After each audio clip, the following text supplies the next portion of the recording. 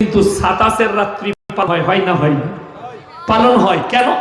এই রাত্রিতে শবে কদর।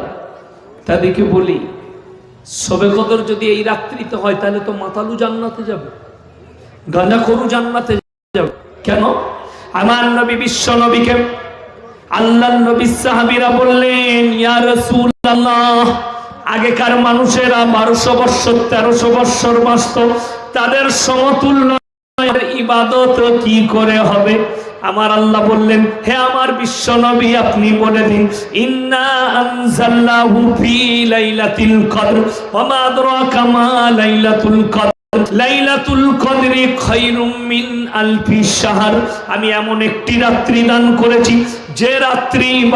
তো দর্শকবিন্দু, আপনাদের ভিডিওটি কেমন লেগেছে কমেন্টে জানাবেন। আমাদের চ্যানেলটি ভালো লাগলে সাবস্ক্রাইব করে রাখুন এবং নোটিফিকেশন বেল অন করে রাখুন সবার আগে ভিডিও পাওয়ার জন্য।